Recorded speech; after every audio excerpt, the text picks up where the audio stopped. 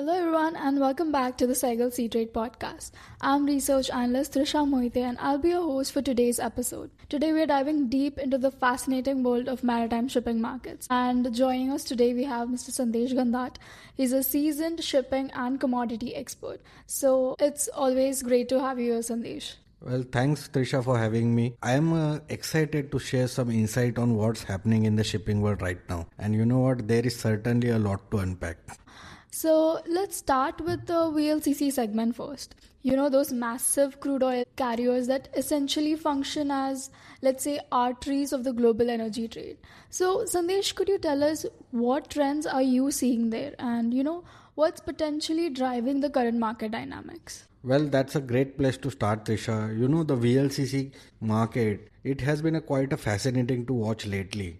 To give your listeners some context, these are massive vessels that can carry around 2 million barrels of crude oil in a single voyage, and that's enough to fill about 120 Olympic pools. What we have been seeing recently is a market that was hovering near its floor, but is now gaining some positive momentum. So let me break you down this by region because the dynamics vary significantly. So in the Middle East Gulf, or MEG as we call it in the industry, we started last week with a clear divide between older vessel and modern ones. The older tonnage, it was kind of accepting around world scale 50 levels, and world scale being our industry's weight of standardizing freight rates. So while modern units, they were kind of holding firm around the mid 50s. The sentiment overall was, Trisha, it's cautiously optimistic because many owners, they were actually holding back from offering their vessels because they were anticipating support from May loading programs. In the midweek, it was particularly interesting because the market seems to be holding its breath and it was waiting for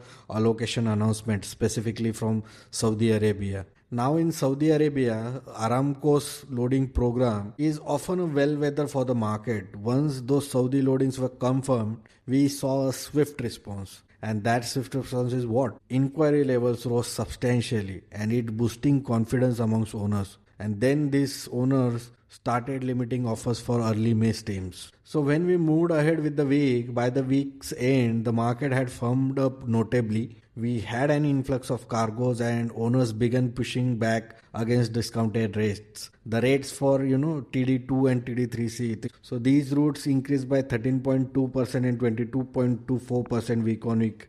And they were settling at world scale 60.38 and 65.4 respectively. And in my opinion, that's quite a significant jump in a short time frame. Looking at West Africa or WAF, the market started steady with the limited inquiry, but a kind of a more balanced tonnage list gave owners room to resist lower rates. As Suezmax rates firmed, saw a co-loading on VLCCs become more viable because it supported VLCC demand. By the last Friday, owners were kind of gaining confidence with the talks of low world scale around 70s for West Africa to each routes begin to surface. The TD15 route, we saw also increased by 9.62% to settle at world scale 64.06. Now that's about West Africa and Middle East. Now let's jump to the Gulf, that is US Gulf. So however, this particular route, it remained subdued throughout last week and we saw a very limited fresh inquiry and minimal fixtures were getting concluded. Talking about India, it's been active too. We saw 2 PSU cargoes last week with the latest one from the West Africa to West Coast India covered at around 4.8 million. You know what, Trisha, what's particularly fascinating about this market is how interconnected these regions are. We have seen strength in one area often bleeds into another and sometimes with the lag effect. So that's why we are keeping a close eye on the overall balance between vessel supply and cargo demand across these key loading regions. Well, thank you so much, Sandesh, for that brief overview on the VLCC segment. Now, it was obviously great to see that the VLCC had a much optimistic trend, but can we say the same for the Suezmax and the Aframax segments? Could you tell us how are these markets performing compared to the VLCCs and what possibly unique dynamics are you seeing there?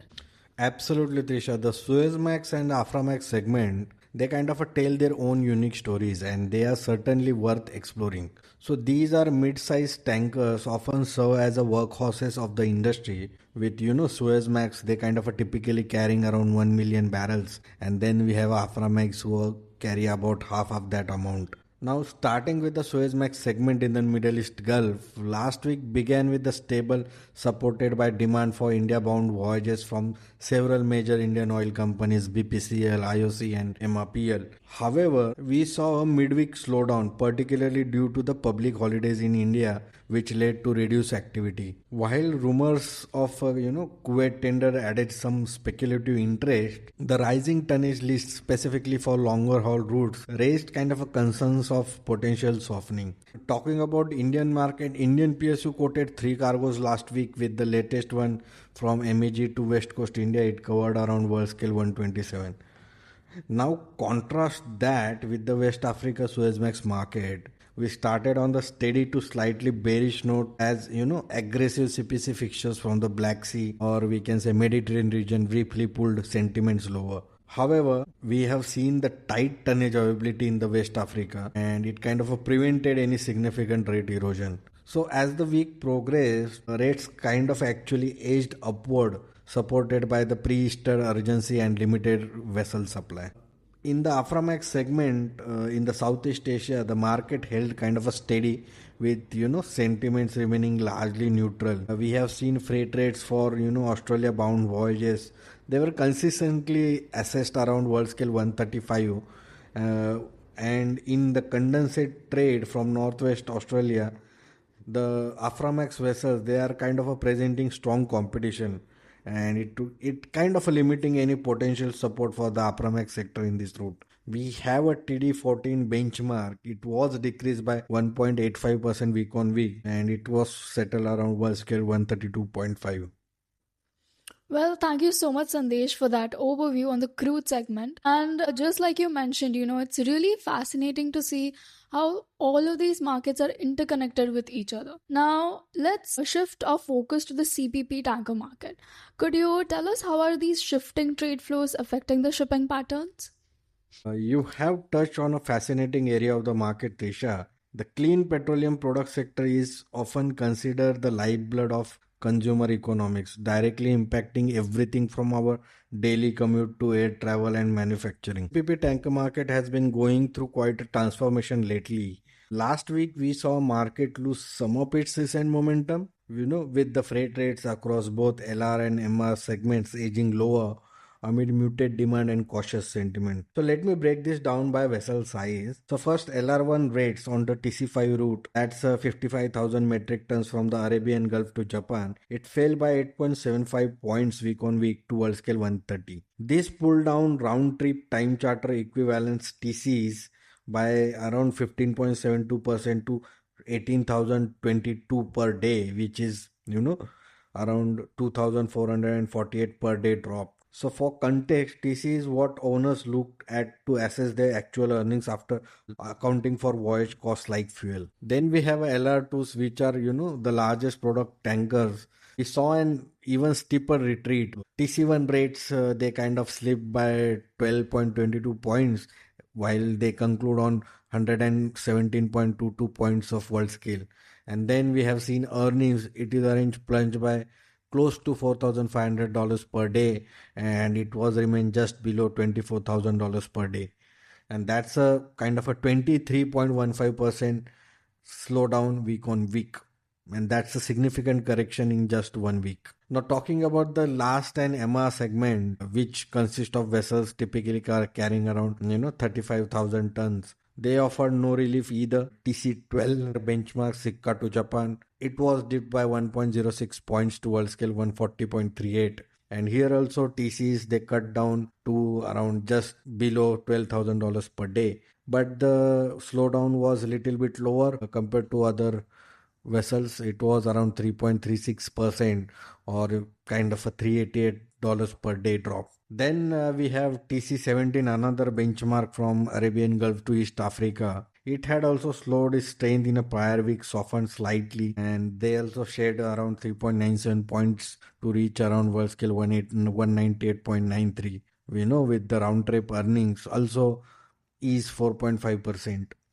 Now let's talk about what's really shaking up this market, and that shakeup is coming from China's export patterns. And this is where things get particularly interesting. So China's CPP export roared back to 10-month high of 3.43 million metric tons, or we can say 0.94 million barrels per day in the month of March 2025, and this marked a dramatic 64.9% month on month surge from February's values. However, when we closely monitor the values, volumes were still down 5.96% year on year. So what we are essentially witnessing is a redistribution of refining influence with, China's role as an exporter becoming more complex and nuanced, while other players like India and Saudi Arabia, they kind of step in to fill the gaps and capitalize on new opportunity. So this redistribution directly impacts ton mile demand. It is a kind of a crucial metric for shipping that measures not just the volume but also the distance it travels. So as cargo shift to new origins and destinations, the ton mile demand, it can change dramatically even if the overall volume remains constant. That's remarkable, Sandesh. Now let's move on to the LPG shipping sector right now, and let's see what is happening there. Could you tell us why are we seeing such stark differences between the east and the west markets?